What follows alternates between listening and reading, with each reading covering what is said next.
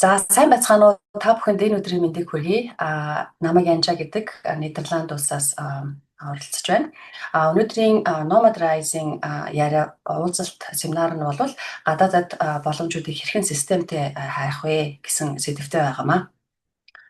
За юуны өмнө үргэлжлэхээс өмнө Nomad Rise багийг та бүхэн маань дэмжиж манай YouTube хуудас Nomad Rise Learning тэгээ бас Facebook дээр лайк дараад манай YouTube хуудас руу бас юу байгаарай subscribe хийгээрэй. Тэгээд янз бүрийн асуултууд энэ уулзалтын дараа болон ирээдүйн уулзалтууд ярилцлагуудын дараа янз бүрийн асуултууд байх юм бол та бүхэн бид нартай nomadriseworld@gmail.com гэсэн хаягаар холбогдож болно. За тэгээд бидний гол зорилго нь бол хамтдаа өсөн хөгжих. Тэгээд зөвхөн тэр нь бол заавалчгүй гадаадд сурна гэсэн үг биш те. Ер нь хамтдаа яаж бид нар хөгжих үү? Тэгээ бас эхлэлийгээ яаж хайрлах уу? Гэх мэтчлийн сэдвүүдээр би ярилцах болно. Өнөөдрийн гол зорилго бол гадаадд ер нь ямар боломжууд байд юм бэ те? Тэрийг яг яаж өргөн утгаар нь өөртөө таарсан хэлбэрээр хайх уу гэдэг сэдвтэй байгаа шүү. За ер нь бол бид нар өргөж сонголттой тулгарч идэг амьдралд бол тийм. За жишээлбэл бакалавртаа сурахад за ямар их сургууль сурах уу, ямар мэргэжлэр сурах уу тийм. Магистрт ч докторт ер нь бол бид нар тэр бүхэн зөвхөн амьдралынхаа урт хугацаанд гэлтгөө өдөр болгон ер нь янз бүрийн сонголттой тулгарч идэг. Тэгээд тэр сонголтоо хэрхэн бодож, хэрхэн зөв хийснээс ирээдүйн нь бол хамаарч байдаг. Тэгээд мэдээж сурах, боловсрох, карьер бол амьдралд бол маш нөлөөтэй, маш чухал сонголтуудын нэг. Түүнийхээ үр нөлөөгөөр хүн амьдралынхаа замлал нь бас тавигдж байдаг учраас нухацтай хандах ёстой гэж бодож байна. За тэгээд мэдээж гадаадд сурахад бол олон давуу талтай бид нар бол хүнээр хэлбэлт мэдэн те. Ягаад тэгэхээр гадаадд сурснаар бидний англи хэл юм уу тухайн улсын олон улсын тэр хэл маань сайжирна те. Ягаад тэгэхээр тухайн орчинд нь орсноор тухайн хэлээрээ маш сайн ярьдаг болно. За тэгээд дээрэс нь янз бүрийн мэргэжлээ олон улсын түвшинд ахиулснаар олон улсад бас ажиллах чадвартай болно. За тэгээд төгсөөж ирлээд эсвэл гадаадд ажиллаж ирээд Монголд яхад ер нь бол цалингийн хөвд ч гэсэн арай өндөр, бас компаниуд авахтай туртай байдаг. Яг тэр гадаадд ажилласан хүмүүс маань эсвэл суралцсан хүмүүс маань илүү найдвартай ажлыг яг цаг тухайд нь хийдэг ч гэдэг юм уу тиймэрхүү юу гэдэг бичигдээгөө үндэс зүйлүүд харагдаж байдаг. Тийм учраас хүмүүс аль болох гадаадд сурахыг хичээнэ. Тэгээ мэдээж зөвхөн гадаадд сурахаар чинь хүний нүд явсан хүний яс зүүн ихчэр олон юм сурна. Зөвхөн ингээд мэдлэгээ сайжруулахаас гадна амьдралд нь үнэт зүйл болж байдаг. Мөн гадаадд олон найз нөхдөд болно. Тэгээд тэрийг мэдээж Монголдо буцаж очих юм бол өөр бүтээлтэй ашиглаж чаддаг болно. Гэх мэтчлэн маш олон давуу талуудтай. Энэ бол зөвхөн гадаадд сурахаас гадна мэдээж ажиллахад бас яг тийм давуу талуудтай байгаа юм. За тэгээд ер нь бол ингээ анзаарахаар ер нь гадаадд ингээд зарим хүний хувьд бол гадаад явна гэхээр энэ ер нь бүтчихгүй гэх тийм. Ягаад тэгэхээр амар олон улсууд байна. Маш өндөр зардалтай, мөнгөтэй байх хэрэгтэй ч гэдэг юм уу тийм. Эсвэл би ингээд 40-оос эсвэл 50-аас дээш өндөр настай болчлоо ч гэдэг юм уу тийм. Тэгээд явж байхад маш олон төрлийн мэдээлэлүүд байна. Зарим бүтэлтэй мэдээллүүд, бүтлгүй мэдээллүүд гэдэг олон мэдээлэл. Тэгээд тэр нэмэх замраагүй мэдээлэл донд тийм. Орчин үед 21-р зуунд бид нар мэдээллийн 900 гэдэг ч гэсэн яг үнэндээ мэдээлэлтэй төрцөн 900 болчиход байгаа шүү дээ. За тэгээд дээрэс нь маш олон төрлийн зөвлөгөөнүүд тал талаас ирж байдаг тийм. Гэр бүл, найз нөхдөс гадна ажлын хүмүүсээс ч эсвэл бусад хүмүүсээс тийм. За тэгээд сүүгшилд орох юм бол бүр толгой ирмээр бараг л хүн болгон зөвлөгөө өгч байна. Өнөөдөр надаас ахуулаад хүртэл зөвлөгөө өгч байна тийм. Тэгтээ миний хувьд болохоор ер нь бол бид нар нэг ерөөхдөө дагаад Солонгост гайв гэж нь явж Солонгост ажил хийж гэдэг юм уу тийм. Энэ юунд Польшд ажгүй цалинтай гэж тийш явж ажил хийж гэдэг юм уу. Ер нь их аман яриа бид нар бас яг сонсож байгаад жишээлбэл сүүлүүд Ирланд явъя хүү тийш гайхуу гэж 17 18-д жоохон хүүхдүүдэд явуулаад сурах гэдэг тийм. Тэр нөгөөдөл нь тэнд бас зарим нэг нь замаа алдах ч юм уу. Яг үнэлэхэд бас буруу замаар хайхрамжгүйгээр орох тохиолдлууд ч бас гарч ирнэ. Гэх мэт шилдэхээр бид нар бас амаар нэгэндээ аюух итгэж шийдвэр гаргадаг. Яг амьдралынхаа маш чухал шийдвэрүүдийг. Тэгэхээр бид нар бол ер нь бол хоёр биш ч гэсэн дунд нь ингээд дандаа сонголтоотой. Тэгээд сонголтоо хийхдээ дандаа аман яриагаар эсвэл нэгнийхээ сонссон итгэлээр тэгээ явждаг. Гэтэл тэгээд дээрэс нь яг ингээд нэг цөөхөн ялангуяа гадаадд явах бараг л ганц зам байгаа юм шиг тийм. айгүй хүмүүс гадагшаа хэдэн сая төгрөгөөр зарим нэг хүмүүс жишээлбэл манай энэ Голландын Аяндхан хотод ирж танилцсан зарим хүмүүс маань бүр байраа зарчаа тий хэдэн саяар нь байраа зарчаа тэгээ хүмүүс дээрээ тэгээд нөгөөдг нь холхтуулаад харалцсан хүмүүс зөндөө байдаг бас тэгж бас өөртөө надад ярьжсэн тий тэгэхэд яг ингээ анзаарахаар гадаадд явах ерөөсө ганц зөв зам гэж бол байхгүй миний хувийн бодлол тэгээд ер нь бол яг ингээд зөвхөн нэг замаар за нэг бол Солонгос нэг бол одоо юу гэдэг Америк руу ч юм уу Австрали руу ч юм уу гэд яг ингээд нэг өөрхөн хүрээнээсээ тийм ингээд юм сонсоо заримдаа бүтэхгүй юм сонсоо нэг тийм айц төгчтэй өө надад мөнгө байх шүү дээ одоо байр зарах байр байхгүй юм чи тэр олон саяар явах боломж байхгүй гэд тэгж бодож яж болно. За тэгээд дээрэс нь цагаа үржиж болно тийм зарим хүмүүс нөгөө за зөвхөн гадаад л явахын тулд тэгэл маш их хэмжээний мөнгө ингээ хураадаг ч юм уу тэгээд нөгөөх нь олон жил бол тий ягаад тэр Монголд ч мэдээж бас өртөө өндөр болсон шүү дээ тэгэхээр өөрийнхөө амьдрах зардалтай яа мөнгө хүрээний энэ гэдэг маш их эсвэл нөгөө өөрийгөө голоод хойшин тавиад байдаг тий яг өөрөө чадвартай мэржлүүд мөртлөө хойшин тавиад байх зүйлүүд анзаарэгддэг.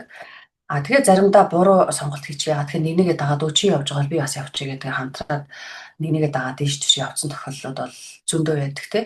Одоо жишээлбэл манай нэг танил ихч бас бюро Чех руу 3 найзтайгаа байр бүх юмудаа зарж хаад бас ирсэн нэлээд олон саяар.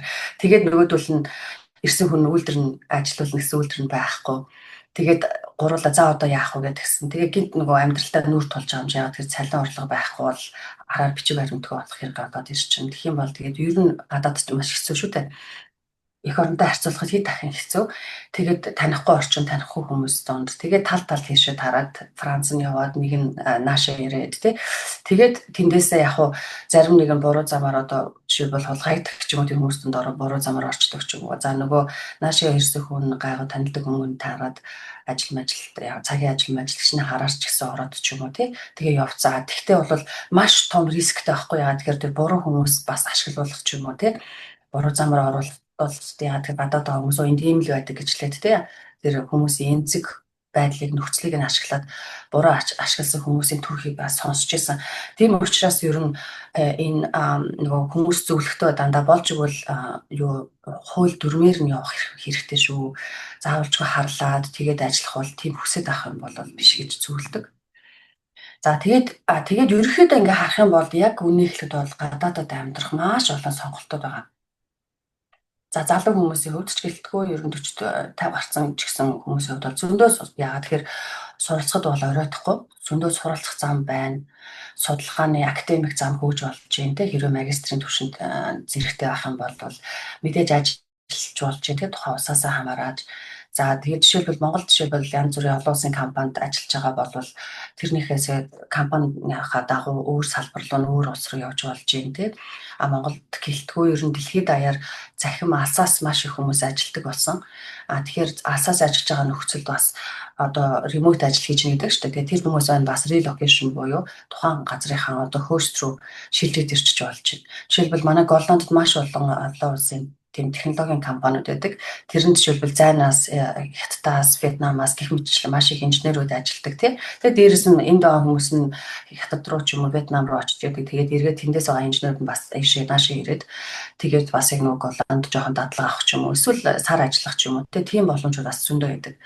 За мэдээж гэр бүл садан төрлөөрөө тийм хэрвээ гэр бүлийнх нь хүн гадаадд сурах ажиллах бололцоод бол мэдээж дагаад явах тийм бололцоотой эсвэл гадаад хүнтэй суугаад гадагшаа ирсэн хүмүүс ч зөндөө байдаг тийм. За тэгээд зарим нэг нь бол хүмүүнлэгийн тусгай замууд гээд тусгай одоо кейсүүд бас байж болно тий. Жишээлбэл нөгөө юуны ижил хүйстэнтэй тэрэг хамгаалдаг газрууд бол мэдээж амьдрах зөвшөөрөл өгөх тийм тохиолдлууд бол бас байна тий. Харин миний хувьд бол өнөөдрийн тухайд эхний 3 сэдв дээр суралцах зам, судалгаа академик зам, ажиллах зам гэсэн ерөнхий 3 дээр бол төвлөрнө. За суралцах замын хувьд бол мэдээж боломжууд бол маш их байдаг. Бакалавр, магистр гэдэг манайхан одоо ингээд сүүлийн хувьд ялангуяа ерөнхийлөгчийн илгээлт гэсэн хөтөлбөрийн хүрээнд ингээд олон улсын топ 100 их сургууль руу явлаа гэл тэг хүүхдүүдэд ямар ч мэрэгжил эдрийг хамахгүй голдоо ингээд топ сургууль руу явуулах тохиолдлууд бас их гарч байгаа. Гэтэл гадаадад коллеж, политехник, TEMS гэх мэтчлэн мэрэгжлийн тэм сургуулиуд ч бас байдаг маш чанартай. Тэрийг нь төгсөөд яг ингээд мэрэгчлэрээ зөвхөн ажиллахаасаа гадна өөрийн гэсэн бизнестэй болоо ажиллах аргуудыг тэд нар бас заадаг. Гэтэл яг зөвхөн ингээд бакалавр ихэр том их сургуулиуд руу гэхгүй өөр бас төрлийн их сургуулиуд коллежид руу сурж болно. Тэгээд тэр талаар би бас дараагийнхаа уулзалтанд тусдаа ярилцах болно. Яг ингээд нарийн яах зүйл дээр өнөөдөр бол зөвхөн ингээд энэ гурыг дээд түвшинд нь яриад явчихна. Тэгээд хэрэг хүн магистр зэрэгтэй байх юм бол PhD, Голланд бол Англи, Шведэд инженерийн докторate гэх хөтөлбөр байдаг. Тэр нь илүү аж үйлдвэртэйгээ холбоотой. Тийшээ суралцж болно. За тэгээд сүүлийн үед бол мэдээж маш их түгээмэл байгаа нь бол мэдээж exchange joint degree programs тий. Манай Монголоос бас айгүйх Erasmus Mundus инженерүүд маань ирж суралцдаг. Жишээлбэл Берлинд очиж 1 жилийн хийжээд Голландд ч юм уу Италид ч юм уу 1 жилийн хийдэг те. Муйсаас бас айгүй зөв идэвхтэй зохион байгуулдаг. Тэгээ exchange програмууд бас байж болно. Тэгээд бас одоо юу гэдэг яг нэг үгэлгээ зайнаас бас сурж болно. Яагаад тэгэхээр одоо ер нь ихэнх их сургуулиуд онлайн буюу бас lifelong learning энэ төргээд зарим нэг хичээлүүд онлайн болгоцсон байдаг. Тэгэхээр зарим нэг гадаад сурах гэж байгаа хүмүүс бас онлайн цахимаар тухайн сургуулийн ч юм уу эсвэл сурах гэж байгаа эсвэл яг нөгөө нэлээд нэртэй яг нөгөө хөтөлбөртөөгөө холбоотой хичээлүүдийн цахимаар бас суралцж болно. Давуу тал нь гэх юм бол CV-нд чинь энэ хичээлийг чанартай сурсан. Тэгээд дээрээс нь сертификатыг авсан байх юм бол гадаадад одоо жишээлбэл хүлээн зөвшөөрөхөд маш сайн үнэлдэг CV-н дээр байгаа гэж байна. За тэгээд үүний давуу тал нь бол мэдээж хууль ёсны ойлгомжтой зам байгаа юм. За тэгээд дээрэс нь мэдээж ингээ хүн нөгөө юуны сурахаар виз авчаар чинь дараад нөгөө амьдрах бичиг гээд тий. Тэгээд дээрэс нь за зарим их сургуулиуд жишээлбэл Европын их сургуулиуд голдуу тий. Нөгөө 1 жилийн surge year буюу ингээ хайх жилгээд тавьчихдаг. Тэгснээр нөгөө төгсчөө дараад 1 жилийн тийм хайх виз авчих юм бол тэр хугацаанд амьдраад тэгээ бас ажил хайж болдог. Тэр нь маш давуу талтай. Буцаж ирж очиж явж болно л гэсэн үг бас. Тэгээ явандаа ер нь ажилд орох тэр боломж 1 жилийн дээр buffer өгч гэнэ гэсэн үг байхгүй тийм хугацаа өгч гэнэ гэсэн үг тий. Тэгээд мэдээж насны үед уян хатан Монгол магистр PhD гээд манайхан PhD 40 гарчлаа яана би орочлоо энэ төр тэгээд үүдээ гэтэл яг одоо манай их сургууль дээр ч гэсэн 40 гарсан өөр улсаас ирсэн хүмүүс зөндөө доктор хийгээ явж байгаа. Гол нь өөрөө нөгөө мэдлэг чадвар хэлэн сайн байх хэрэгтэй байхгүй тий. За тэгээд мэдээж сул талын үед хэрвээ тэтгэлэг байхгүй бол бакалавр магистрын үед мэдээж санхүүгийн дарамттай маш өндөр үнэтэй, ялангуяа Америк бол маш өндөр үнэтэй байдаг. Европт ч гэсэн нөгөө Европын холбооны гишүүн биш улсууд болохоор ер нь бол Европын тийм одоо улс биш бол нэлээд үнэтэй. Жишээлбэл Голландд бакалавр нь 2000 байлаа жилд тийм 2000 евро байлаа гэхэд гадны хүмүүст 15000 ч юм уу гэж явчихдаг. Тэгэхээр бол маш өндөр. Тэгээд дээрэс нь амьдрах зарлаа нэхэр хэцүү. Тэгээд бакалаврт бас сурахад бол тэтгэлэг олоход магистртайгаа харьцуулахад ер нь нэлээд бага. Маш сайн оноотой сайн хөвгт ах юм бол яг тухайн сургуулийн янз бүрийн юм тэтгэлгүүд байж болно. Гэхдээ тэр нь өрсөлдөө маш ихтэй. Тэгээд мэдээж юу болвол маш сайн бэлтгэлтэй байх хэрэгтэй. Тэгээд сурж авах явцтай хүмүүс ингээд зөвхөн сургалтандаа хамаарат байх биш, хичээлдээ анхаарат байх биш, янз бүрийн үйл ажиллагаанд идэвхтэй оролцоод өөрийнхөө хүрээлэлээ сайн тэлээд тэгээд дээрэс нь магистрийнхаа удирж байгаа багш нартайгаа ч юм уу тий эсвэл хичээл орж байгаа багш нартай маш идэвхтэй байх хэрэгтэй. Ер нь бол хаасайгүй ажил олгогч нар их сургуульч бай, компанич дандаа сайн хүмүүс, ажилтны сайн хүмүүс гэдэг нь мэдээж нөгөө хүн чанартай өөр ингэсэн одоо идэвхтэй тий идэвхтэй ингээ өөр ингэсэн болтой ажлын одоо ингээд ажиллаа ингээ тэр дурын сайн хийдэг.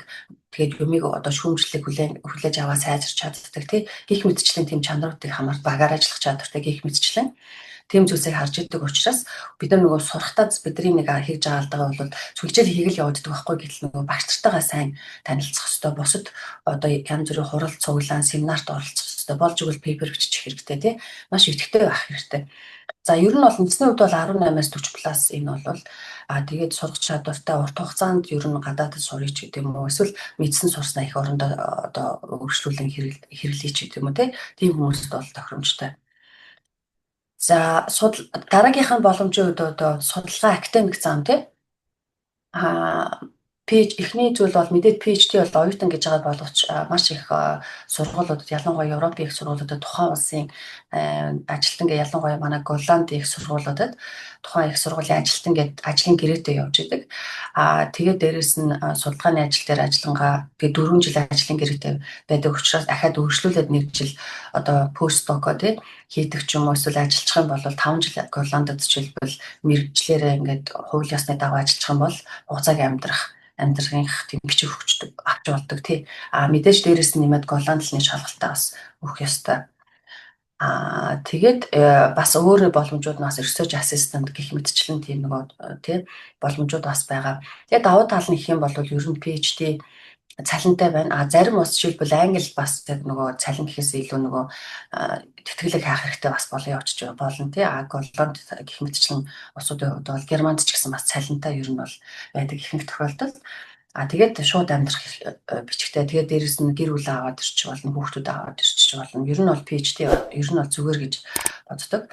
Мэдээж одоо томоохон хотууд буюу жишээлбэл Голландын нөхцөлд Утрехт, Амстердам, Айндховен гэдэг хотуудад одоо нөгөө байрныхаа төлбөр, төрөөсийн төлбөр өндөр учраас гэр бүлээрээ амьдрахад хэцүү байж болно. Гэхдээ засгийн газраас нөгөө янз бүрийн юунууд тэтгэмжүүд өгдөг, хүүхдийн тэтгэмж. За тэгээд дээрэс нь нөгөө амьдрах тэр нөгөө хэрэв орлогын тодорхой юунаас бага байх юм бол зарим хэсгийг буцааж өгдөг ч юм уу. Янз бүрийн тийм бас тэтгэмжүүд байдаг. За сул тал гэх юм бол мэдээж өрсөлдөө өндөр. Бид нар бол тэгээд зөвхөн өөр хоорондоо гэлтгүй те олон улсын хүмүүстэй өрсөлдөж ин гэсэн үг. Тэгээд дээрэс нь судалгааны ур чадвар сайтай байх хэрэгтэй. Ер нь бол PhD гэж байгаа хүүхд бол болж игэл магистрт сурч байхдаа ч юм уу эсвэл одоо ажил хийж байхдаа ер нь бол олон улсын түвшинд хүрсэн сэтгүүл сонин хуралд нийтлэл биччихвэл бас зүгээр яагаад тэрийг бас их анхаарч харж байдаг. Энэ бол мэдээж магистртай тэгээд академик сонирхолтой тэгээд бичих одоо унших тэгээд судалгаа хийх чадвартай тийм хүмүүст зориулалттай. Монголд нэг зүйлийг ингээ анзаархаа бас хүн болгон PhD хийх яваад байдаг тэгэхээр тэр бол яг нэг өгүүлэхэд бол заримдаа баруунд бол тэр нь ажуулдарт орох гэж байгаа хүнд бол нэг ашиггүй болоо явчихна. Ягаад тэгэхээр доктор гэхээр нэг ухаантай мундаг бүх юмны гэсэн үг бол биш. Доктор гэхээр PhD гэхээр тухайн одоо судалсан сэдвийнхэн специалист тий. Тэгээ бүр ингээ хүн нөгөө одоо жишээлбэл миний хувьд би computer science салбарыг гэхдээ тэр дотор software architecture буюу програм хангамжийн архитект тий. Бас програм хангамжийн чанар сэдвүүд дээр гүнзгийрүүлж 4 жил сурсан учраас тэр сэдвүүдээр би юмыг сайн мэдж гин гэсэн үг. Ер нь судалгааны ажлууд түүнээсээ ч нөгөө бүх юмыг мэдэх тэгээ нөгөө доктор болсон юм чинь мундаг тийм биш үг байхгүй. Энэ бол специалист болж гин гэсэн үг тий. Тэгээд дээрэс нь заримдаа хүмүүс нөгөө PhD-тэй ингээд би мундаг юм чинь гадаад ажиллана гэдэг тэгээд байдаг. Гэтэл яг ажуулдар дээр жишээлбэл орох гэж байгаа хүмүүсүүд PhD нөгөөх нь маш их практик ажлын туршлагатай байх юм бол практик ажлын туршлагатай хүмүүсийн компаниуд нь авчдаг. Ягаад тэгэхээр бас нөгөө зэрэгээс хамаарат орох цалин өөр байдаг. Тэгэхээр заримдаа нөгөө overqualified буюу ажуулдар орох гэж байгаа хүний хувьд бол PhD баг хэрэггүй болоо. Тэгэхээр гадаад байгаа хүмүүс байна. Бид нар нөгөө PhD-гээ хийхдээ сонголтоо хүртэлтэй би одоо ингээд мундаг бүх юмыг яхад хэрэгтэй гэж харагдах гэсэн нэг тийм нийгмийн хүлээлт бичигтэйгөө одоо буруу ойлголтын хүрээнд гэхээсээ илүү за жишээлбэл миний хувьд би академид одоо нөгөө профессор болно ч гэдэг юм уу судалгаа хийн ч юм уу тий. Ер нь бол академик орчинд орно шүү. Ер нь за ямар нэг байгууллагын одоо судалгааны байгууллагт ажиллана ч гэдэг юм уу тий. Судалгаа хийн тий. Тийм сонирхолтой бол ер нь бол PhD хийвэл зүгээр. За ажиллах замын хувьд бол яг нэг нүгэлт бол манай Монголын ажилтнууд мэргэжнүүд бол өөрсдийнхөө тэр чадвар бол голохдохгүй. Сүүлийн үед төр янз бүрийн нөгөө сошиал дээр хальт гарч ирсэн бид нарын ур чадвараар нэлээд хойгоор орлоо энэ төргээд яг боловсролын систем янз бүрийн дээр харж байгаа байх л да. Гэхдээ яг ажил дээр гарсан ажил одоо ялангуяа компаниудад ажиллаж байгаа хүмүүсийн хувьд бол за яг миний хувьд жишээлбэл инженерүүдтэй бол харьцаж байгаа шүү дээ. Инженерүүдийн хувьд бол чадвар бол маш сайн байдаг. Тэгэхээр гадаадд жишээлбэл инженер хүмүүс тэр тухайн чиглэлээр инженерээр ажиллах юм бол ер нь бол хэлэлтэй байхад ер нь бол боломжууд бий болно гэсэн үг. Тэгээд дээрэс нь ялангуяа олон улсад өндөр хөгжилтэй орнуудад skilled worker visa гэдэг Голландд жишээлбэл knowledge migrant гэдэг тийм. Тэгээд тэр нь яг үхээр яг нөгөө өөрсдөд нь хэрэгцээтэй эрэлт хэрэгцээтэй тийм ажлуудын жагсаалтууд байна. Тэрэнд нь орцсон байх юм бол ажил аваад ажил олгогч нь тэр визэнд нь apply хийгээд тэгээ өөрөө тухайн одоо улсад одоо юутын одоо тэр визтэй ажиллаж амьдарч болно. За Европын хувьд жишээлбэл зарим бүсд нь blue card гэдэг тийм. Тэр нь бас нөгөө өндөр түвшний өндөр зэрэглэлийн мэргэжнүүдэд зориулсан виз авчиж байгаа. Тэгэхээр тэр нь бол бас ханч ажиллаж болно Европын хувьд явж байгаа. Мэдээж давуу тал нь бол цалин шууд орлоготой болоо явчихна. Тэгээд урт хугацаанд бол тэр өөрөө хүсэх юм бол суурших боломжтой болоо явчихна. Сул талын хувьд бол жишээлбэл голландын хувьд бол жижиг компаниуд спонсор авч чаддгүй. Ягаад тэгэхээр маш төлбөртэй байдаг учраас тэгэхээр голдуу томоохон компаниуд спонсор хийж корпорациуд спонсор хийд визэнд нь шууд knowledge migrant визэнд ингээд авчдаг. Тэгээд дээрэс нь одоо монголчууд бидний хувьд бол нэг түрүүн хэлснээр өөрөө чинь мэдлэг чадвар сайн байх тул хэлэл сайжруулж чинь хэлнэ. За яг хуу зарим академик түвшинд бид нэр C1 түвшинд гэдэг адванс түвшин гэж ярьж байгаа боловч за яг ажилд болоход B2 түвшинтэй ер нь бол өөрийгөө ойлгуулж чаддаг тиймэрхүү байхад бол хангалттай. Тэгээд мэдээж нөгөө туршлага шалгуур өндөртэй бусдаа бас өрсөлдөө мэдээж өндөр. Тэгээд ер нь бол салбарын хувьд бол мэдээж манай програм хангамж хайтек салбар IT инженер санхүү эрүүл мэндийн мэргэжлүүд бас гадаадад одоо маш их хэрэгтэй байгаа. Германд хүртэл бас энэ чиглэлээр хүмүүс маш их авдаг гэж сонсч байсан. За ер нь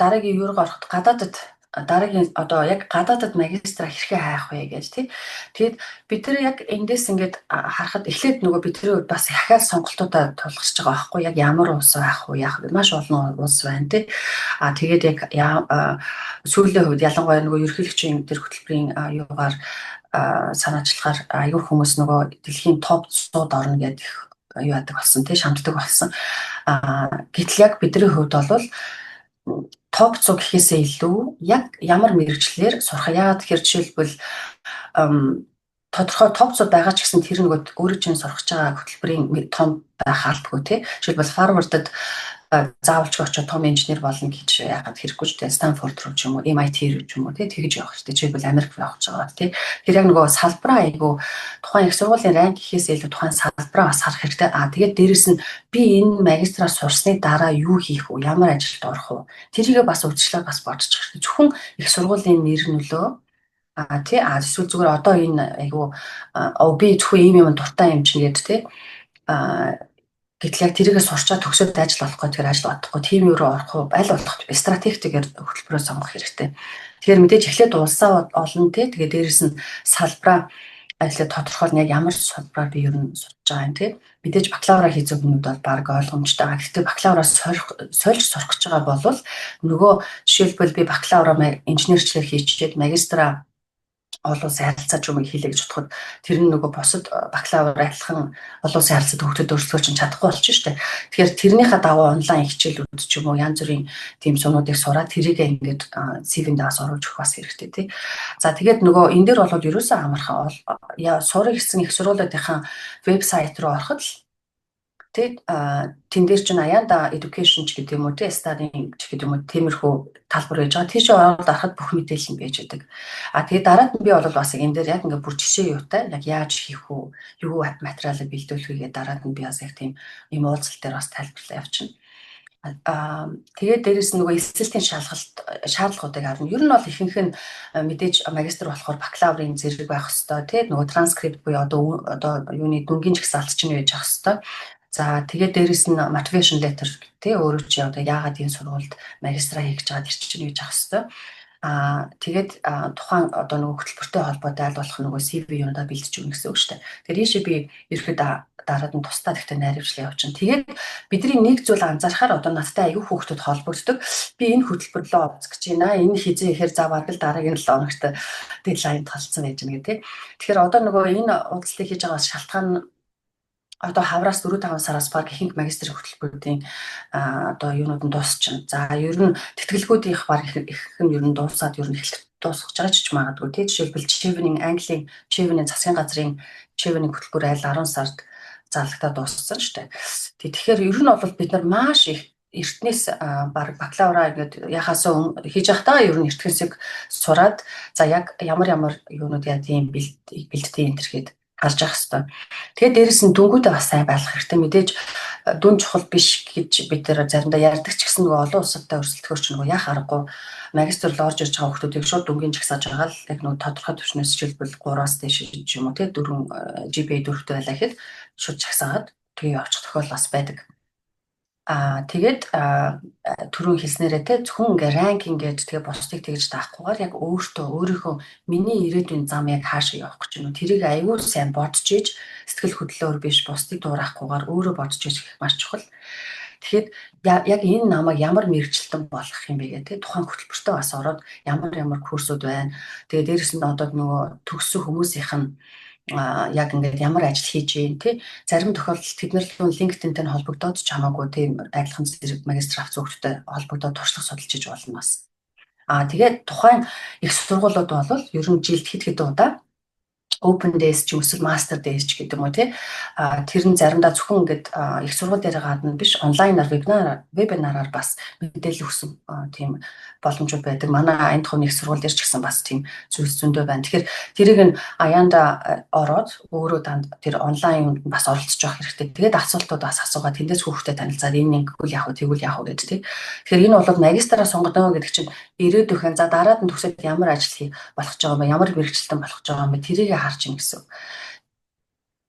За дараагийнх нь бол PhD одоо энд би бас хэд өөхт нөгөө надаас яг асуухт нь яг нэг бүрчлэг өгч цаг гарахгүй байсан учраас ураад бас оролцоод ирсэн байж байгаа. Энд бол нөгөө PhD би яаж олох вэ гэж яаж байгаа. Энд дээр би зүгээр жишээ алхмуудыг нь оруулсан. Энэ жишээ алхах нь болохоор зүгээр нөгөө ер нь бас яг зөвхөн ингээд нөгөө PhD-ийн зарууд орно шүү дээ. Бас яг нөгөө тухайн их сургуулиуд руу орлоо. Тэгээ PhD эсвэл academic transfer гэдэг нь янз бүрийн PhD зарлуу ороод материалуудаа өгөөд явуулж болно. Түүнээсээ гадна яг өөрөө одоо жишээлбэл энэ алхмыг дагаад яаж хийж болох вэ гэсэн. За энэний хувьд жишээлбэл судалгааны сэдвээ тодорхойлох нь чухал. Яг үнийг хэлэхэд за магистр чинь одоо жишээлбэл security байлаа. Гэтэл нөгөө бид нар security гэдэг тэгэхээр зарим нэг хүмүүс нөгөө web authentication тий нөгөө логин хийх энэ айгүй жижиг юмар явуулдаг шүү дээ. Гэтэл тэр нь дотор маш олон салбартай байдаг тий cryptography, privacy энэ төр маш олон зүйлүүдтэй байж байгаа. Тэгэхээр тэндээсээ өөрөө нэг нь магистр хийхдээ яасан чинь за би энүүгээр ингээд наривчил судалнаа гэж өөрийн гэсэн судалгааны сэдвтэй байвал айгүй зүгээр. Тэгээд тэрнтэйгээ холбоотой профессоруудыг за энэ чиглэл дээр яасан тий одоо би жишээлбэл нийтлүүдээр уншиж байсан ямар профессорууд байна гэж тий тэднийг олоод тэгээд тухайн аяанда тэр профессорууд ч юм уу эсвэл дэд профессорууд ч юм уу тэр судлаачдын профессоруудын хууц руу орохоор нийтлүүд нь бийж байна тий. Тэгэхээр тэндээс нь вебсайтаас нийтлүүдийг нь харж агаад тэгээд ерөөхдөө нээлттэй open application хийж болно. Тэгээд тэр нь яах вэ гэхээр би ингээд таны юуг ингээд уншлаа. Тэгээд яг миний хувьд бол одоо би яг энэ чиглэлээр сурах гэж байгаа. Би ийм одоо жишээлбэл магистра хийж явах явцдаа ийм хакатонд төрүүлсэн ч гэдэг юм уу те энэ жишээлбэл криптографитой холбоотой юм байх юм бол өөрийгөө аль болох нөгөө давуу талыг харуулсан тийм. Гэхдээ нэг урт бол имэйл хэрэггүй. Аль болох тийм товчхон бөгөөд тодорхой тийм имэйл бичээд CV-гээ яг нөгөө тухайн хүнийг олох одоо хайж байгаа тэр сэдвүүдтэй илүү давуу болгоод атач хийгээд тэгээд явуулаад та ингээд энэ дээр явах ингээд таны удирдлагын дор би ингээд PhD хийх бол сонирхолтой байна энэ. Заримдаа тэрийг нээлттэй тэр зараар явуулсан одоо жишээлбэл Голландд манай их сургууль дээр jobs TVC-г гэдэг юм бол тэн дээр PhD position-ууд, postdoc, assistant professor бүгд байж байгаа байхгүй юу. Тэгэхээр тэн дээр ч PhD гэдэг тухайн тиймээ сонгоод харчаад тэгээд apply хийчихэд хажуугаар нь бас за би ийм юу та шүү гэж. За тэгэхээр дээрэс нь нэмээд таньдаг хүнтэй бол бүр сайн. Таньдаг мэдээж монголчууд бол бид нар бол цөөхөн.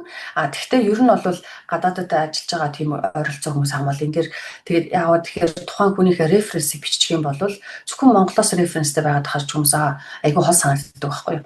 Гэтэл яг нөгөө Европт ч хэлбэл би нэг дадлагаа хийсэн ч гэдэг юм уу эсвэл нэг 7 хоногч байсан хамаагүй тэр нэг зуны сургалт хамрагдсан ч гэдэг юм уу. Тэрнийхэн дагуу нэг профессорын референсийг нь өгсөн байх юм бол тэд нар бас энэ Европт ирсэн туршлагатай юм байна гэж ч юм уу те авах шанс ч өндөр болдог байхгүй. Тэгэхээр бидний авь адил хөрсөлж байгаа хүмүүсээс би өөрийгөө яаж илүү харуулах вэ? Тэр маш чухал тий. Тэгэхээр бидний PhD сонгохдоо жишээлбэл одоо Монголд яаж шиг нөгөө энэ заримдаа манай их хурлын гишүүчиг хүртэл баг их хурлын гишүүн ажиллаж хийж байгаа PhD ямар ширэггүй шүү дээ. Тэгэхээр бидний хувьд бол яг нэг үгэлэхэд би яг ямар чиглэлээр гүнзгийр сурах гэж байна уу тий. Тэрийг ерөөсөө тодорхой ямар эксперт болох гэж байна уу гэдэг. Тэгээд дараад нь би ийшээ хөрвүүлээд академик төвшөнд байх юм уу эсвэл аж үйлдвэрийн судалгааны юунд ажиллах юм уу Монголд байна уу гадаад байна хамаагүй шүү дээ.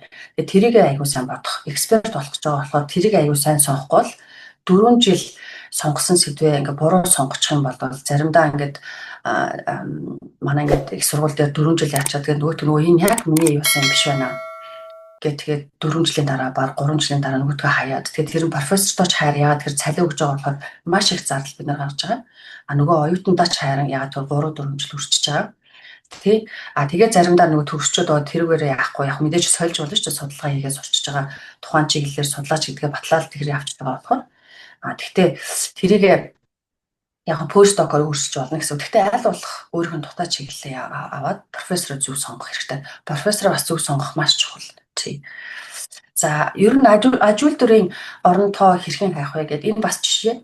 Ерөнхийдөө ингээд тухайн салбартаа яг ямар чиглэлээр ажиллаж байна. Тэр салбар тэгээд дээрэс нь компаниуд угаасаа тухайн салбартаа ямар компаниуд гадаад байна уу гэж мэдж байгаа шүү дээ. Тэгэхээр тэр компаниудын шууд вебсайт руу ороод careers гэж ороход аяндаа ажлын байрууд бийж идэг тий. Тэгээд өөрөө би яг юу хийх юм те R&D инженер хийх юм уу, судлаач хийх юм, аналист хийх юм уу гэдэг тий.